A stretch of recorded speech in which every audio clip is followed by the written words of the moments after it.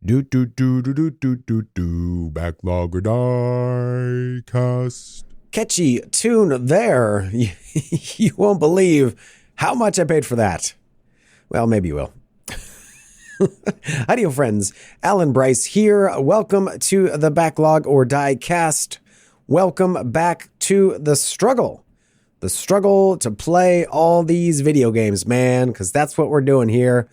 We're struggling to get through. We're not struggling. We're enjoyers, but it is taking some time. That's the struggle there, finding the time. Let's just get right into it. We're changing the format once again from the last episode where I talked exclusively about Dead Cells. I did mention, however, I think that I didn't know what I was doing, and that is true, and that continues to be true. So just keep that in mind. But before we get into that, we have some housekeeping. I purchased a Steam Deck. I know, right? No, I purchased a second Steam Deck. This time I got a Steam Deck OLED. It's in the mail, should be arriving shortly. A bit of a story about this that I'm sure you're just dying to hear. I purchased the original Steam Deck, not initially unannounced, and I wasn't like in some kind of waiting queue or anything like that. By the time I bought it, there was stock available. I got the 64 gig non-mat, non-NVMe drive version just because I wanted to dip my toes in the Steam Deck waters, as it were, test it out. I mean, the reviews were glowing for most things, but I still didn't want to drop the cash for the big boy without trying the cheapest version I can get, I guess. And I got that in and I absolutely loved it. I loved it so much. I even bought the Ghillie Kit hollow effect sticks and installed those. The installation was quite easy. I didn't dive into adding another drive internally or anything like that. There was, however, a big complaint that I had personally with my particular deck, and I think a lot of other people had the same complaint as well. And it's not about the graphical prowess of the system. I didn't get this system to play AAA games at full settings. To be honest, I play a lot of like smaller, lower resource intensive, less resource intensive games, indie games. And I just wanted something to chill out on the couch with, especially with my kids who have their Switches. So I thought this would be a good fit for those types of games, which I have a lot of, if you've noticed some of the stuff I've been playing on the channel. No, my problem was with the screen. And it wasn't about the colors. Like I have an eye for color. I usually buy monitors that have all the RGBs. The Adobe coverage, 110% here, bro. Because I do a lot of photo editing. I actually have prioritized color reproduction over refresh rate a lot in the past. And that's why I've never gotten a high refresh rate monitor, only 60 hertz. Anyway, colors didn't bother me because I kind of knew going in that, it's what it is. But my problem was with the light bleed. I had a pretty serious issue, and I play a lot in the evening with the lights down, and on the bottom left and right of my screen, there was just so much light bleed. It was just distracting. I'm the kind of person, if there's like a dead pixel, I will send the thing back or just not touch it or try to sell it, letting whoever gets it knows that it has a dead pixel, or I've gone so far as to replace screens in some devices. Just because you're looking at it like all the time, I don't know. It wasn't in the center of the screen, but it was just bothering me a lot. And I said, this thing is fantastic. I really wish it was an OLED, because that would probably solve a lot of the problems I'm having. So I told myself, when there is an OLED released, if there is an OLED released, I'm going to jump on that. And lo and behold, they released an OLED, and they did it a lot sooner than I thought. So what I ended up doing is maybe 1 or 2 weeks after it was either announced or dropped, I put my deck up for sale, and I managed to sell it in like a couple of days for like, I don't know, 75% of what I paid for it. In the US, I think that, what was it? They changed the price. I think it was like $400, like $399 or something like that was the original MSRP.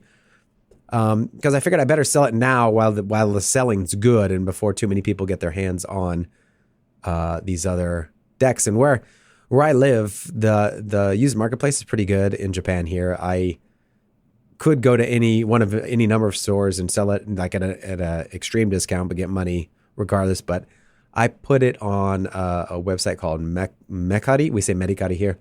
Like an online marketplace.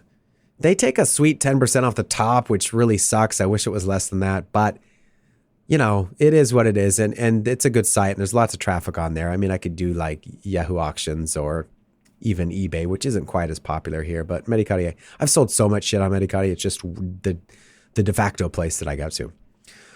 So I sold it and then I kind of been sitting on my thumbs for a number of reasons. One being cash flow.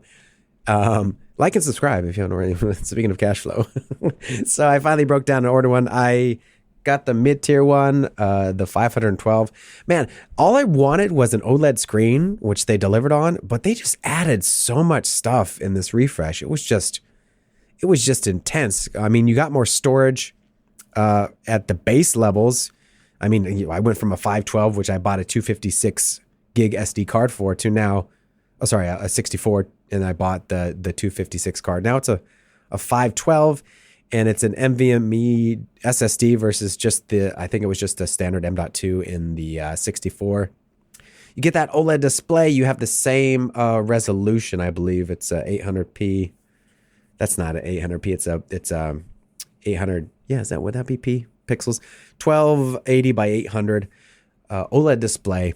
They increased the size. I mean, the bezels, those were chunky bezels, if I'm being honest. I was looking at that, it's like, why can they not make the bezel thing where it's just like, I use Android phones and I love them, but there's always the chin at the bottom. Like I have a Pixel 6. I think that's better in the newer phones. But I guess I just don't understand the design. I was like, why can't you, there's no camera down there. I don't know if there's sensors hiding. Just make it go a little lower. I like symmetry. Give me some symmetry, man. So they made the bezels a little more svelte on this one. It's a little bigger. It's a 7.4 inch display. They increased the refresh rate, which is pretty rad. I didn't think they were going to do that. And with a lot of the games I play, that'll be a real boon.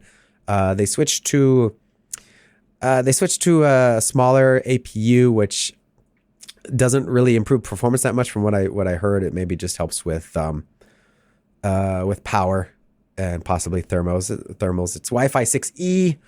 It's got better battery life, which I think was a big thing. It's got the same stuff, the carrying case and the brick and all that kind of stuff. I think they changed the internals to make it easier to repair. They changed the thumbsticks, which is, I didn't have a problem with the thumbsticks in the previous one. I just wanted to try a Hall effect sticks. I was going to pull them out and save them, set them aside and put in the original sticks and hopefully put that into the OLED. But I found out that they changed the board, the breadboard for is it a breadboard? The board that the sticks are mounted on is a different shape for the new ones. So those sticks were non-transferable. So I just left them in there and I included that in the price. Maybe that's why it sold so quickly, because I think I picked up those sticks for $30 US, and I think here they're quite a bit more expensive. So that person who bought it's probably like, hell yeah, give me them sticks. But they did make some improvements with the sticks from what I heard, and a little bit maybe to the shoulder buttons and improved haptics. They did so much stuff for this refresh. This feels to me like what they wanted it to be originally, but they just kind of got stuck in a situation putting out what they had. It almost like when the Switch OLED was released, I think that was during COVID, right? I was looking at this and there was all this supply chain rumors and all this. I'm like, oh, they probably got the screens, but they couldn't get all the other bits and bobs inside. So they had to push the OLED version when what they really wanted to do was a Switch 2. They're like, we can't just sit on this stock anymore. We got to put something out. So here we are. That's my conspiracy theory. I don't know if anybody else thinks that way, but I think they wanted to have beefier internals and release a Switch 2, but they got stuck with the screens and not much else. So they had to put out what they had. Anyway, this was quite a refresh and I'm excited. I really enjoyed my Steam Deck, even though I sold it. I've been missing it the last 5 months or so, 4 months. I'm excited to get this one back in, and I'm on board with what Valve is doing. There's a lot of other handhelds that are doing really cool things. There's a Lenovo one. I think there's the Lenovo Legion thing with the weird mouse thing. The MSI Claw, which reminds me of Toy Story, the claw, the aliens. There's the ROG Ally. And then there's a bunch of other companies that are making like the Aya Neo Pro. There's so much cool stuff happening right now in the space, but I just really enjoyed the experience with the Steam Deck. And I don't want to fuck around with Windows 11 on a handheld the way it is right now. I think it needs to have quite a few changes to make it better for that environment. And it's just the Steam Deck is a good experience. The Steam integration stuff is good. It is, I mean, you can play some of your games from other launchers. It's kind of a pain in the butt. I got Epic to work. There is that kind of downside, excuse me. But yeah, I don't know. I like the Steam Deck. I'm going to probably just continue to upgrade whatever they put out next. And who knows when the Steam Deck 2 is going to be, but I'm there for it. I'm not going to get a lawn chair and park outside the store, the Steam store outside Gaben's house and waiting for it to launch or anything like that. But you know, when it drops, I'll be looking to pick it up. All right. So that was a lot longer than I thought I would talk about the Steam Deck, but there you go. If you're still around, thank you. Let's get into what we're doing with the diecast moving forward. Subject to change. It could change next week. I don't know. But I had initially tried, I did it once with Dead Cells. I'm like, hey, you know what?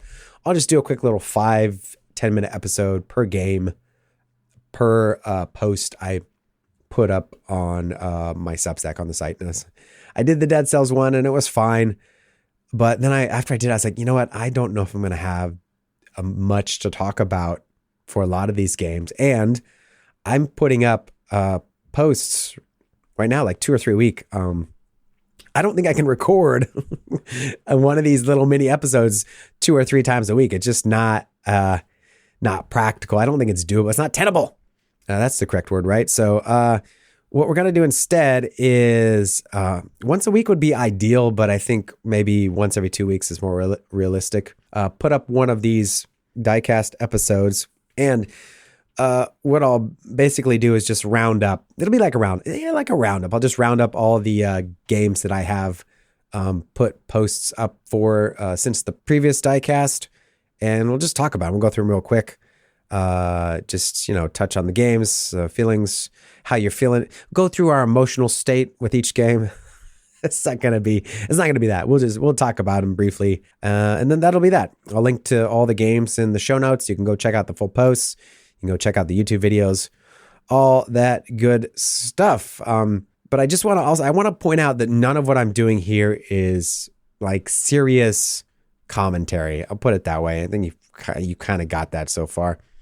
I'm not a journalist. I'm not doing reviews. I'm not doing any paid promotions right now because I have like 4 subscribers. If you want to help me out, bump those numbers and help me reach my lifelong goal of having 10 YouTube or newsletter subscribers, that would really appreciate that. But basically, I'm just sharing my opinion from time to time. And, it's just that, an opinion. So don't come down hard on me. These are my opinions. You have yours, I have mine. Maybe we agree, maybe we disagree, and that's fine.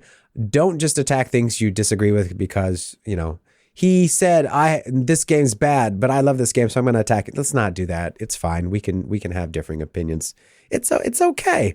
So at the heart of it, look, ladies and gents, I love video games. I've been playing video games pretty much all my life, all of my childhood and adult life. And I want to share, I want to have fun. And most importantly, I want to make people laugh. That's what I love to do. And that is what I'm trying to do here. And, I think that comes through in my videos and my writing. If that's not clear, I hope it is. If not, I'm saying it now. So you have been warned.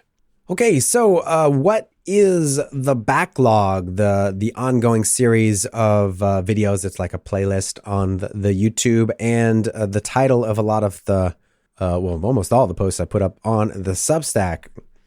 I've added this to posts recently, but in case you don't know, I have 1,600 plus games on my Steam year-end 2023, most of them unplayed, as you might have surmised.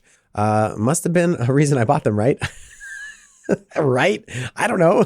It's just, I see my favorite 4-letter word sale. Correction, my second favorite 4-letter word sale, and I hop on it. Maybe I'll play this someday. Oh yeah, I've heard of that game. Oh yes, I think somebody said something good about that. Let's just add that to the shopping cart. And then here we are, a huge Steam catalog later. This isn't even talking about the other launchers. I thought maybe I'd just keep it Steam because it's the easiest to manage. I don't know. Maybe we'll throw in some Epic and some EA and Ubisoft. I don't have as much there. Maybe another 300 or 400 games. So yeah, time for some sweet personal justification, purchase justification, and I might as well document it. That's why I say welcome back to the struggle to play all these games on YouTube, I guess. So this is the core of what I am trying to do here on the site and through my videos and through this podcast. So here's the basic gameplay loop, the loop of what I'm doing for the backlog. I grab a game from the list. I've actually compiled my Steam catalog into, I'm secret. I'm still in the process of it because it's a long ass list, and Steam does not let you copy and paste that list from that sidebar. It doesn't matter if you're in the app or if you're viewing through the web, through a browser. It doesn't let you do it. You can go in and grab your licenses, but there's some other stuff it pulls in. It's just a giant pain in the ass. So I've been doing it by hand like a moron, but I don't think I have any other choice. So I'm putting all this into a spreadsheet, what I'm calling the list, because I'm creatively bankrupt right now for ideas on what to call that. So I just keep it face value. We'll call it the list. So I'm just grabbing a random game from the list. And I'll be honest, I've been playing a lot of my favorite games, most of which I have played previously, but I just wanted to get a video up. I haven't really started grabbing anything that I haven't played yet. I actually did grab Bomb Rush Cyberfunk from that list. Maybe I'll figure out some kind of roulette wheel way to do it where I just put in a bunch of names, spin the wheel, and then we go from there. Maybe I can get some user participation. You all can help me choose the games that go into the wheel to get chosen out of. I don't know. We'll figure it out. But I grab a game from the list. I play the opening minutes for the YouTubes. Usually, depending on the game, I'm hoping to minimum 30, not more than, an hour and a half. I want it to be reasonable. So make a video for the YouTubes, put it up. Then offline, I'll play additional hours of the game, depending on what the game is, usually around 2 or 3 hours, maybe 5. Then when I have that, I have some opinions written down. I have a little notebook here on my desk that I'm writing down notes as I play through the game. And I put together, a Substack entry. And it goes through, I do a pull quote from the game right below the video. I get into just like the short and sweet of the game, which is just a really quick, what is this thing? Then I have kind of a list of the bullet points where I go through things like the developer, the publisher, release date, genre, platforms it's on, story and setting, mechanics, graphics, target audience, that kind of stuff, in case you didn't know about the game. And then I have kind of my sweet one-liners in a section called Hit Me With It. This has evolved. I was really writing down a lot. I was really doing like a mini article here on my thoughts about it. And it was cool, and I liked writing that, but that's a lot of time. So it's kind of been simplified into 4 to 6 bullet points. And this is where the questionable humor comes in. Like I said, I want to make people laugh. So that's what that is. And then you can learn more about the game. I have a section there and some bonus points, something else maybe adjacent to the game or related to the property that you can check out. So these are meant to be quick hits. Maybe you remember the game, but you don't remember it that well. You want to go back and revisit it. Maybe you still play the game to this day. You want to see what this person says, or maybe you haven't even heard of this game, and you're like, oh, what is that? So you can come visit these sites, see me play some, and then have a bunch of information there. And maybe I get a couple chuckles out of you. So that's what the blog posts, the newsletter posts are like.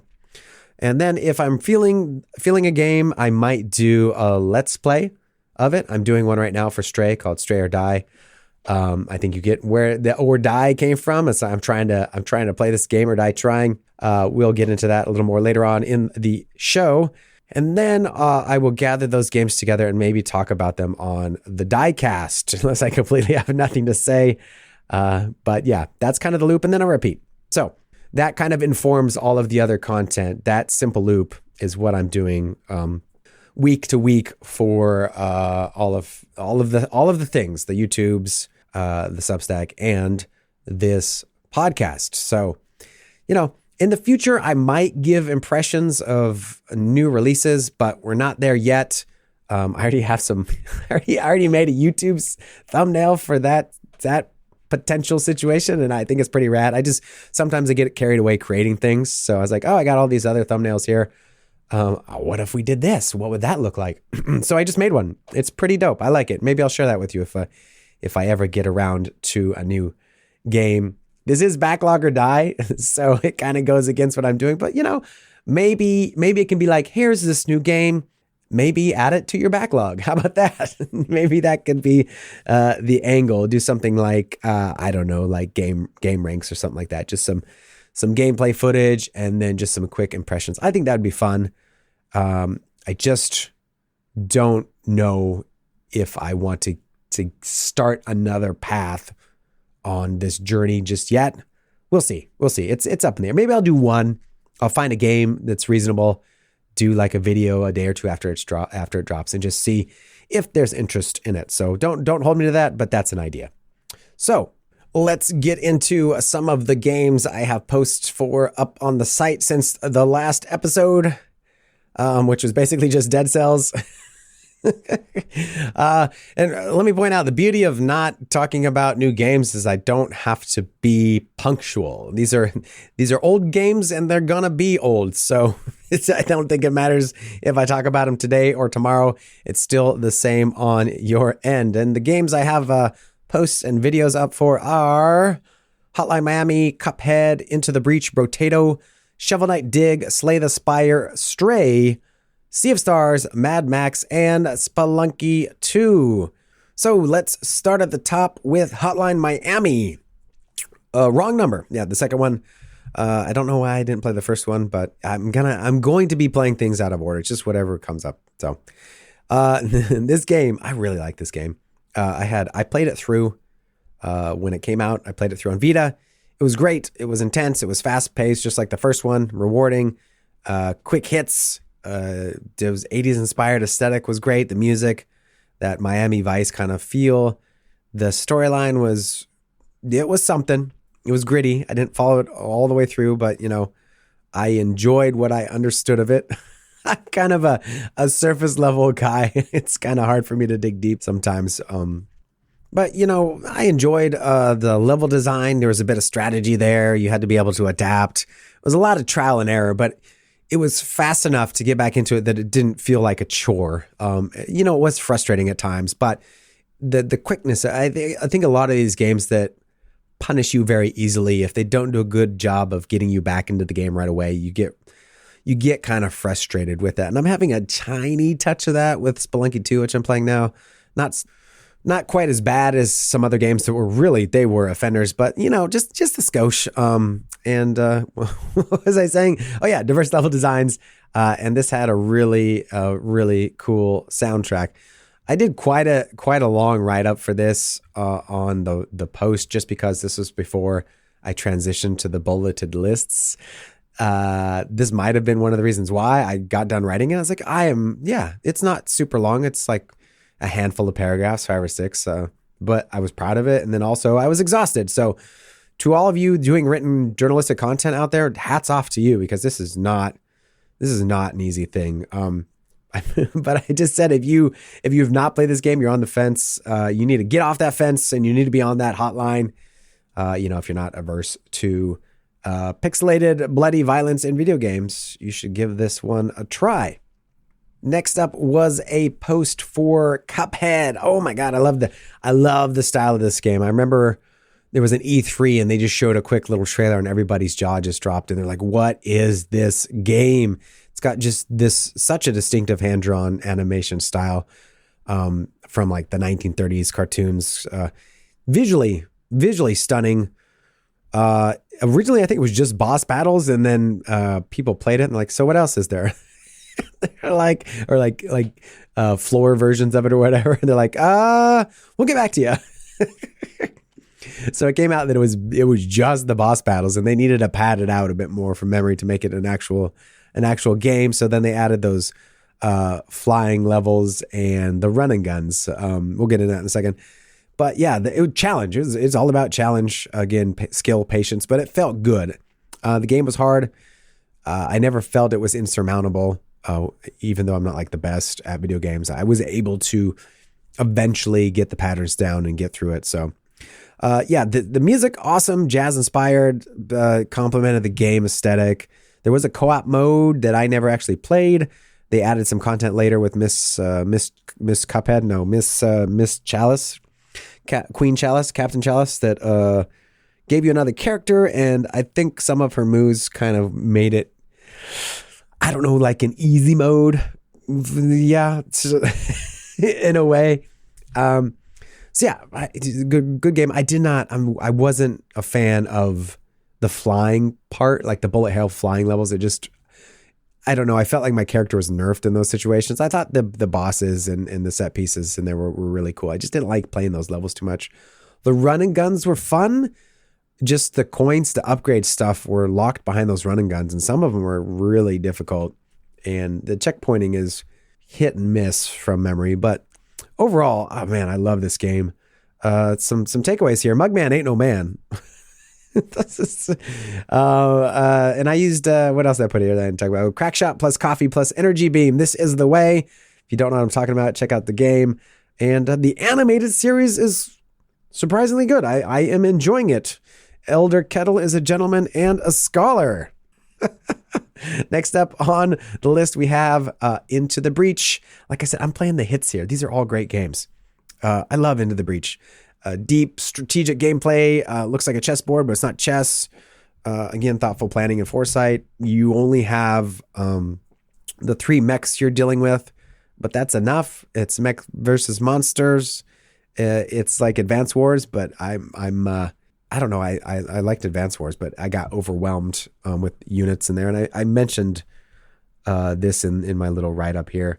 You don't get that unit fatigue. You don't get all these units that can do all these different things and just have to constantly be managing all of them.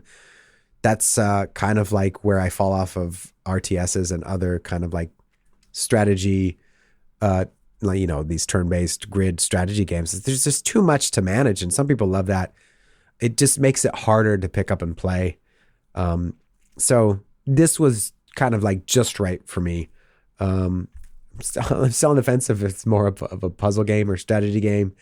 Perfect for handhelds. I played a lot of it on the Switch. Flame Behemoths, let's fucking go. Those are my dogs. Pilot abilities that you get for unique pilots are great.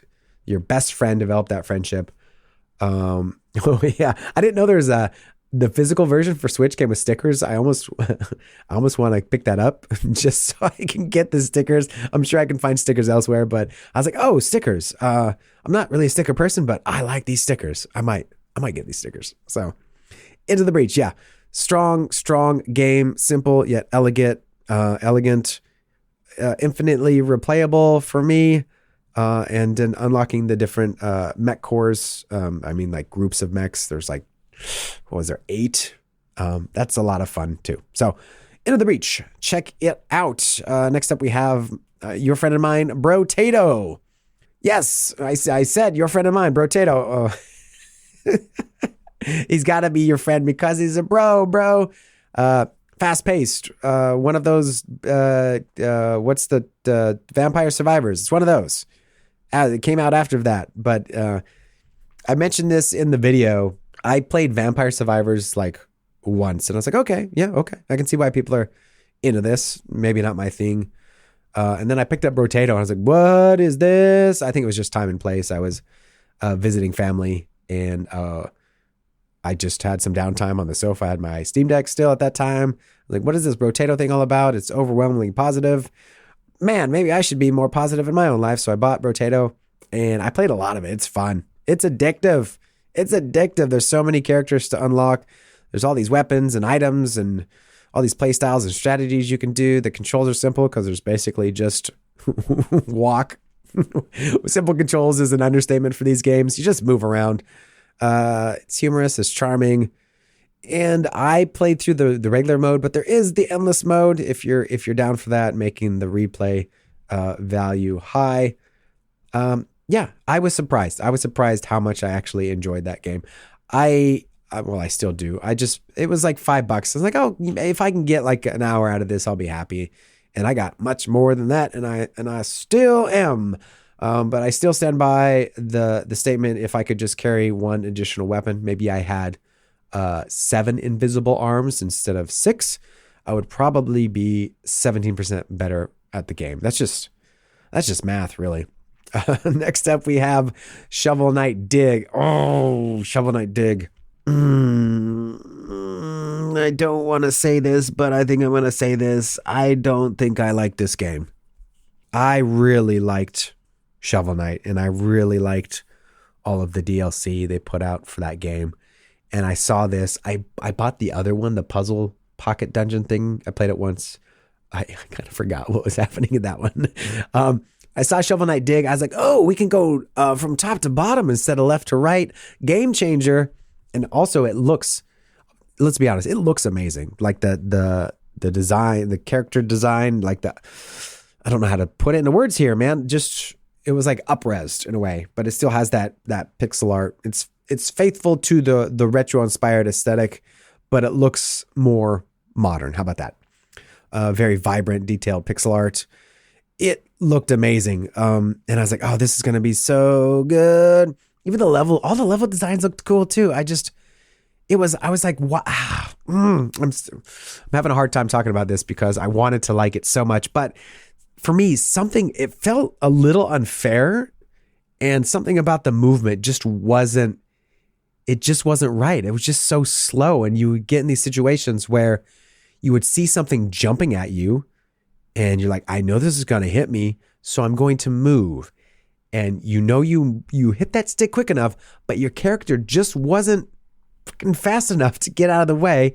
So it felt cheap. I mean, the movement for me made the game feel cheap. And I know there's relics or whatever you can pick up along the way to give you increased speed, but those aren't permanent upgrades. They're just things that maybe you get lucky and you find along the way. And it just, I wanted to like that game so much. I did the video, I did the write-up, and then after all of that, I went back and I finished the game. I actually just powered my way through that. I ended up cranking up all the accessibility stuff, gave myself all the extra health pips, a couple other things, and I kind of just powered my way because there was no other way. It's like I cannot avoid getting hit. Hopefully I just have a lucky run and I have enough health to get through it. I had it cranked up so I was doing the most damage possible.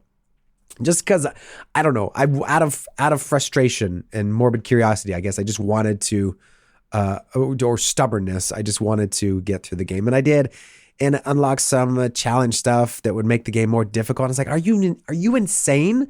Like the Black Shovel Knight looking character showed up, and I just like I should have just put my time into another playthrough of Shovel Knight, the OG, and maybe. That's not a bad idea. Maybe we'll do that. Maybe we'll do a let's play of that. TBD. Shovel Knight Dig. I don't know. Maybe you're down with it. I just okay. Slay the Spire. This, however, I'm down with this. This kind of started that branching path thing, didn't it? Wasn't that Slay the Spire that every other roguelike after that copied, where you have like 3 paths available? And then each of those kind of branch off a little bit. Was that Slay the Spire? Maybe not. Maybe that's what I remember. Correct me if I'm wrong. The card mechanics, I really like this game a lot. Card mechanics, roguelike elements. You're building your deck, but at the same time, it's not like one of those games where I have a hard time with those games where you craft your deck ahead of time. And those are fun, but it's just it's a layer of depth that I just don't want to fuck with. So Slay the Spire, I like unlocking cards, or I like the unlockables that they had in it, but you're always kind of starting out with the same base deck, and then you're dumping cards and getting new cards as you go through it. And I have a hard time dumping cards. That's why I suck at this game. I'm afraid to let go of cards, though I know I should, because that means my more powerful cards get drawn more often. But I'm a hoarder in these kind of games, I guess. I don't know. But I really love this game. The art style was divisive for some, but I didn't mind it. The relics, relic stacking is so good. The strategy was good. The characters are good. It's very easy to wrap your head around. Yeah, a great game. I still play it like probably at least once or twice a month. I still like, what do I just, kick back, relax, and get my ass kicked and slay the Spire. I play a lot of the silent, the Ironclad. I enjoy that Protoss looking thing. It's fun. The Wanderer, what's the purple character? The most recent one they put in the game. I think I played that once or twice and couldn't wrap my head around her mechanics. I was like, okay, I'm going to go back to poison damage over time. And that was that. But yeah, great game. If you haven't checked out Slay the Spire, please do. Next, we're up to our real-time cat simulator, Stray. This one I did go into cold. I hadn't played this one at all before I made that initial video. And I tell you what, this game is awesome. You got that over-the-shoulder cat cam, fresh cat cam. It's charming. It's a charming game. It's beautiful. The dystopian world and the detail they put into it, it's just amazing. It's light exploration, easy kind of puzzles. Although we'll get back to that later on in the episode. Although I got stuck on one. It's cats, man. You got a meow button and you can scratch stuff. It's heartwarming. I'm really loving this game, and that's why after that first episode, I'm like, you know what? Maybe this will be the first Let's Play I do, because this seems like a game that's it's a linear narrative that would be relatively short, and I could probably finish it in 6 or 8 hours, and I think that would make for a good initial Let's Play video. So we'll talk more about Stray in a second. Sea of Stars is next on the list. I really enjoy this game too. It's one of those pixelated turn-based JRPG jams, inspired by the classics. I put the classics like Wolfenstein 3D. Sorry, I was being an asshole. Turn-based 2D. Yep, just exactly like Wolfenstein 3D. That's what that game is, So yeah, another gorgeous game. The pixel art is great. It's very vibrant. There's a lot of detail. The lighting effects are really, really cool. The combat is engaging. There's kind of this active combat element. Although the active blocking, I'm still having such a hard time with. So I finally found a relic.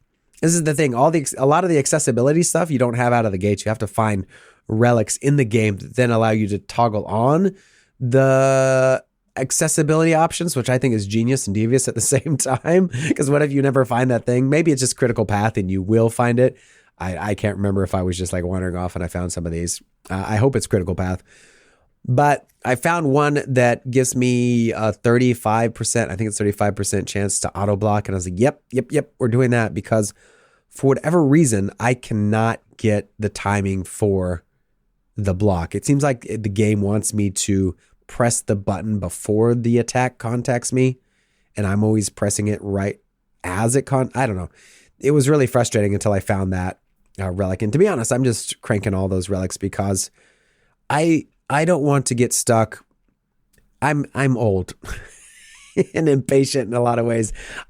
Strategy games are different. If I feel like I'm playing a game of chess, that's different because I understand the rules and what's happening. And when something happens to me or I make a mistake, I get it. But when you're doing kind of these encounters and you're just getting thumped and you have to just keep playing them until you finally kind of figure out a way to get, I don't want to do that. So a lot of these games, I'm just like, let's put them on easy. Let's cruise the story and let's have a good time. So I'm a proponent of toggling all those accessibility options on a lot of these games. Sea of Stars is no different. But that being said, I'm still enjoying the combat. I'm enjoying the exploration. The story is good thus far, although I heard it takes a weird turn in the middle. We'll see. Jury's out on that. But yeah, it's cool. It's a cool game. It ties into The Messenger, the developer's other game, which I have and I have not played. But if you like kind of like that Secret of Mana style turn-based RPG, 2D pixel type game, this is a game I'm confident that you will enjoy. So please go check out Sea of Stars. Speaking of gorgeous, vibrant pixel art, Mad Max is up next. Nothing vibrant about that game, except maybe the language. So, an expansive open world desert wasteland. That's actually quite beautiful. I'll be honest. I remember just parking up on some hills and saying, "Damn, this game looks good." Even now, it really looks good. I think this was 2000. I wrote it down. I just looked at this. I just put this post up recently, 2015. Yeah. And Avalanche, who I believe did Just Cause. And this game was developed to come out to coincide with Mad Max Fury Road release, I believe. And usually when you hear that, like there's a game tie-in, you like roll your eyes like, this is just a cash grab for the name because the other thing's coming out. So let's just get as much as we can. But this game, I don't know. This game is good. It is good. I was pleasantly surprised when I played it the first time, which was in 2015, 2016. But it still holds up. Well, let's be honest, you're here for the cars and the harpoon. The harpoon in this game is sick. I love it. It's implemented really well. Chum Bucket, my man, one of the best names in video games. And whoever did the voiceover for Chum Bucket, it's on point. I'm really enjoying it. I like what they're doing. It just sounds like they're having fun and really getting into the character. But even now, the game still holds up. Despite my gripes with the controls are really weird. They map fire to a couple different buttons. Like you're pulling down triggers to run. There's a jump that seems pointless. It's just like a hop. It's like, why do I even have this thing? There's some quick fire stuff. Like to quick fire the weapon is a different thing than it is to just fire the weapon. I don't know. It's just the controls are weird and there's no way to actually change them. Despite that, I'm still having fun. I might actually try to mainline it, put the difficulty down, not worry about upgrading my car too. I think car upgrades are good though. The only problem here for me is that the hand-to-hand combat is all right. It's kind of Arkham-esque.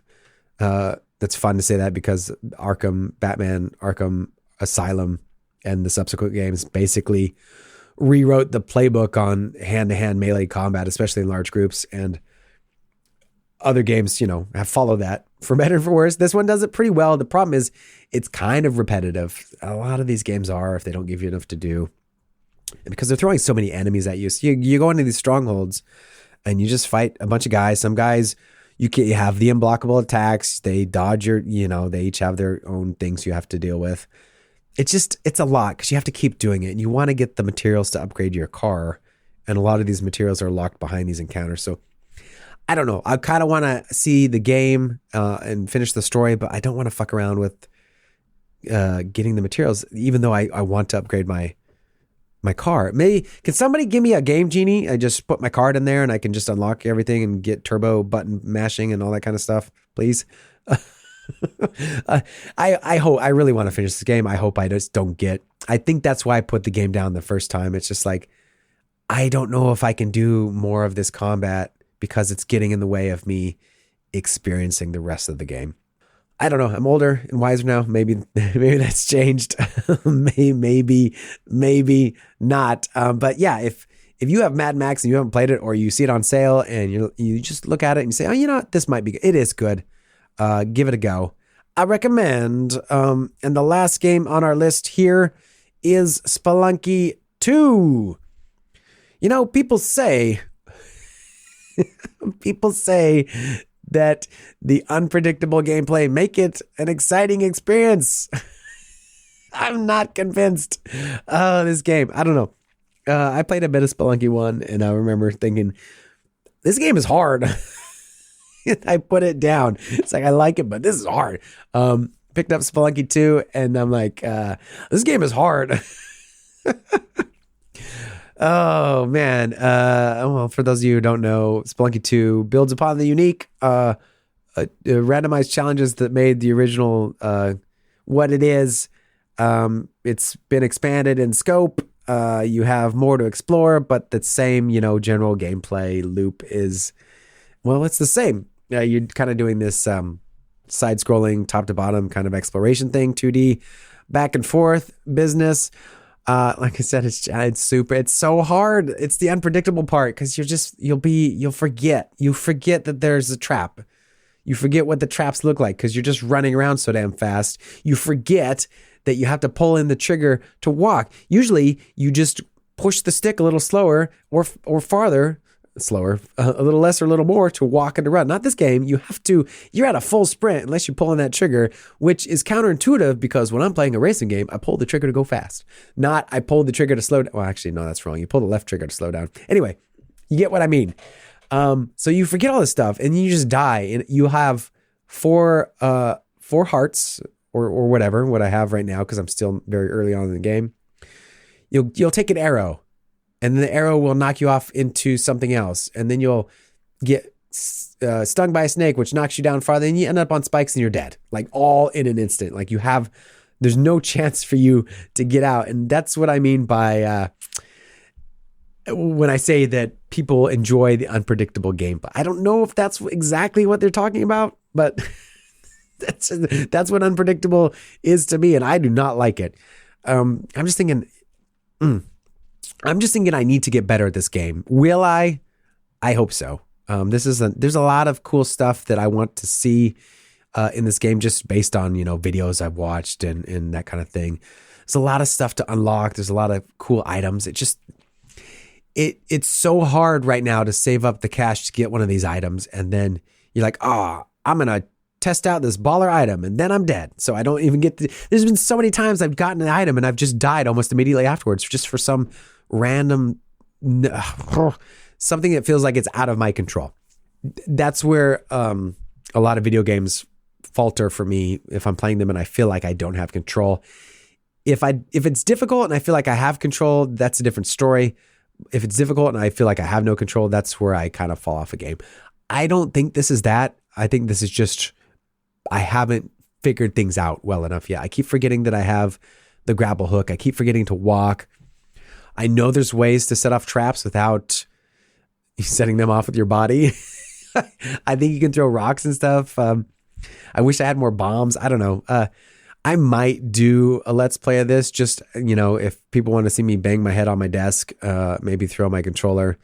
If you're into that kind of thing, maybe let me know. Maybe I'll do a let's play of this. I don't know. I fell off the first game. I really want to see where this game takes me. People seem to love it, and I don't think they're wrong. I want to love it too. We'll put it that way. And there's a lot of systems I haven't been able to explore yet because I've been playing this game. I put like 2 or 3 hours into the game, and I haven't gotten past World 1-4. There's, I forget what the boss, it's like an armadillo looking thing that spins up into a wheel and just grinds the shit out of everything. I've gotten to that thing a couple times. I haven't got past it. So is this normal? Let me know. Is this normal to spend this much time and be in the first area of the game? I don't know. Yeah. Maybe I'll dive in more spelunking in a let's play and see if I can get credits to roll. I know there's a lot of secrets and stuff to uncover that are hidden throughout the game. And then there's a whole speedrunning scene which I think is pretty rad. Anyway, Spelunky 2. It's hard, man. Just like Spelunky 1. Put that on the back of your box and smoke it. All right, so I think that gets us caught up to what is on the site and what I have videos for. Apologies, because I put up a lot of stuff before I decided to do this podcast. That was, how many games was that? Was like 1, 2, 3, 4, 5. That was like 10 games or something. Hopefully these episodes will only be like 3 or 4 games max, maybe 5. So this section will be a lot shorter, is what I'm trying to say. On to the Let's Play that I was alluding to earlier. Currently up on the site, I am in the middle of playing Stray or Die. This game is, I love this game. This game is so good. It's so good. I love it. There's so many, well, I'm going back and playing my backlog, so this isn't true. But if you're looking at the modern landscape, there are so many live service games. I mean, Suicide Squad, Kill the Other Justice People just came out to what is looking like pretty poor reviews. I haven't touched the game. I didn't even know it was a live service game until today. I was listening to another podcast. I was like, why? why? There's 4 characters. Like, what are we doing here? Is it just you're giving me all the costumes? It doesn't seem like this lends itself well, this property and the way it's being presented, to a live service game. What I'm getting at is it's hard to find, well, at least for me, maybe I'm looking under the wrong rocks. It's hard to find like a game that would be like that AA, AAA tier kind of polish, that's kind of like a solo, like narrative focused single player game. And I really enjoy those types of games because I know what I'm getting into. Like, I'm going to experience a story. It's going to be a set amount of hours, and then I'm going to be done. And hopefully I enjoy that. It's like watching a movie in a way that I'm playing. And if, I want to watch that movie again, aka play that game again, I can. And I know it's going to happen, but maybe I'll learn something new or see something I didn't see before. But it's not like this constant grind to get the new stuff every season, the more stuff, all these battle passes. I mean, the only game I've kind of done that with is Destiny 2. And even that is like, man, a new season's out. I want to see what that season holds, but I just don't want to go through the grind again, to be honest. So when a lot of these games are set up this way, all around purchasing hats, as it were, in Team Fortress 2, it just is a turnoff for me. So I really enjoy seeing, it warms my heart to see a game like this come out where it's got a good amount of polish in a 3D space, and it's got that single player narrative, and it's just like, this is its own contained thing. It's a cool story. Hope you enjoy it. And I am enjoying it immensely. Although what I was mentioning earlier, I got stuck. I got stuck on a puzzle where there's a lot of kind of fetching stuff for other NPCs in order to get something, but it's not like go out and kill 5 dirt things. I can't even think of a name right now. Go out and kill 5 dirt bugs. Those are things, right? And then bring me back their carapaces. Yeah. And then I can make you the thing. Now it's like, I need this to make this. So you got to go to this person. You go there and it's like, okay, well, I'll give you the thing, but I'm hungry. So give me this thing. So it's kind of like a cascade, a waterfall thing that's happening. And it doesn't overstay its welcome. So I'm okay with that. Did I say dirt bugs? Yes, I did, didn't I? So I got to a spot where I need to get a construction, like a hard hat, which I got by sneaking into a box and getting carried into the shop. And I need a construction vest, one of those reflective vests. And I tried to nab it. And then the robot stepped in and said, you can't, I'm not letting you steal this. I don't know why they're talking to me. I'm a cat. Where am I going to put it anyway? Anyway, I need to distract this person. By person, I mean robot. Because they act like people anyway. One was cold and was shivering. I need to get like a shawl for it a knitted poncho for it to warm up and then fix the thing I needed it to fix, which was hilarious. Anyway, I have a feeling I need to distract this character. There's a stereo in the back that says insert something. I think it just says insert something. Insert, yeah. And all I have is that hard hat. Won't let me put it in there for obvious reasons. I can't find a cassette anywhere. So I'm like, where is a cassette?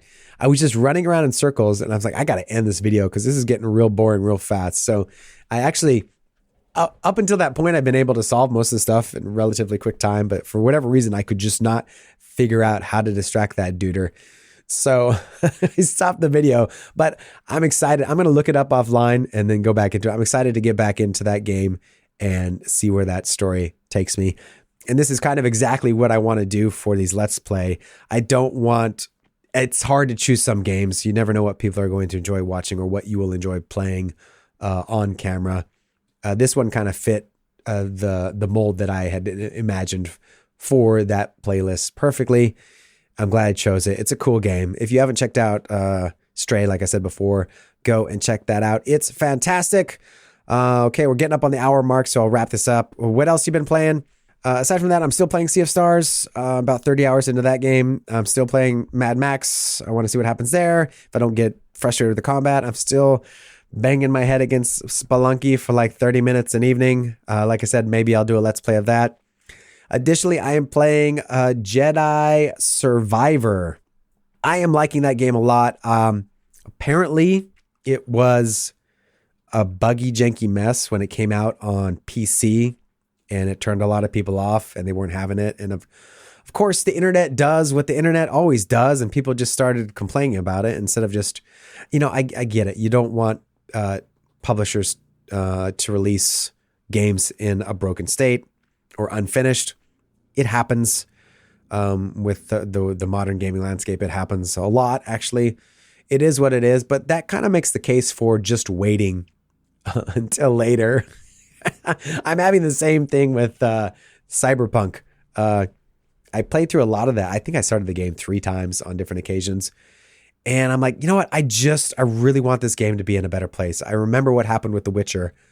I got The Witcher 3, and it was kind of the same deal.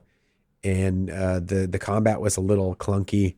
They ended up fixing a lot of that. But I actually waited until all of the DLC was released on PC. I think there's 3 DLC bits. Something about an ice heart and a winery and all this kind of stuff. Anyway, I bought it all together because I was playing it on PlayStation before. Got it all together on PC well after it was released and well after they had patched a bunch of stuff and added all the DLC. And it was absolutely phenomenal. One of my favorite games of all time was Witcher 3, just because it needed more time in the oven. So Cyberpunk, I'm feeling the same way. I picked up Phantom Liberty. I keep wanting to say Phantom Pain. That's something else. During the most recent Steam New Year's sale. And it's like a much different game than when of course it is. They've had more time. It was just a mess when it launched. But I think this makes the case for if you don't need to be in the zeitgeist playing everything on day one. I know it kind of sucks, but maybe just wait until everything's out and the dust is settled, and you'll probably have a much better experience with the game, and you'll feel like you got your money's worth. So Jedi Survivor is kind of that. I guess I just picked it up recently. I have not had any problems with it at all. No bugs, no getting booted out of the game, no lockups or anything like that. So I'm having a great time with it. I like the first one. There was a game that showed a trailer, a Star Wars game. I think it was called Star Wars 1313. And it was PlayStation 3 era, Xbox 360 era, I think. And they showed it at an E3. I believe it was at an E3. The trailer came out and it was like, oh, this is Uncharted, but Star Wars. And I was like, oh, I'm so, because I really like the Uncharted games, and I was really looking forward to that. And it just got canceled or whatever. It just disappeared. It got disappeared. Never heard from it again. You can probably still find a YouTube video. They had a really good climbing set piece in this. I was like, this game is amazing. I was disappointed when I heard that game was no longer getting made. And then the new Jedi series came out. What was the first one called? Jedi with different colored lightsaber in the future. No, Fallen Order. That's it. Oh, God, I wasn't even close. Was I? Jedi Fallen Order. And that kind of filled that. I was like, that came out. I was like, oh, yeah, okay. Because it was made by, and this one's made by Respawn. I love Titanfall 2. We get some of that same wall running goodness. This game hit those buttons for me, and I actually really, really like it. The lightsaber combat is good. I think The Force Unleashed was kind of the last game that I played that had good lightsaber combat. It's just, the environments are great. They look fantastic. The set pieces are great. There's a bit of clunk from here from time to time, but it's not a big deal. I'm enjoying the story, and I just I'm not like a Star Wars what am I saying what am I doing with my life? A diehard Star Wars fan, but I really like the 80s-ness of like the design, like chunky buttons, like big chunky buttons with lights. It just, you look at this stuff and you're like, how does this even work? This is not efficient at all. And I absolutely love it. So I like being in this world. Like I said, I'm enjoying the story. The character development's okay. Bode, my man Bode, he's by my side. It's fun to fight with him. The visuals, they look great. The sound design, Star Wars sounds, I love them.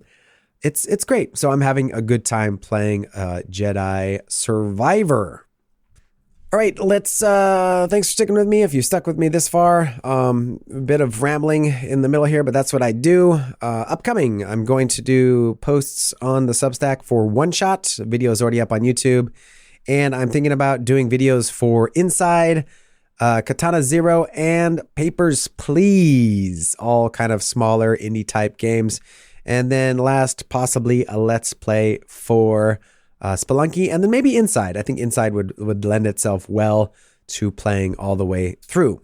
Okay, folks, I think that's going to be a wrap for this one. Let me know what you think in the comments if you feel so inclined. Share the show and the site with a friend who might enjoy it.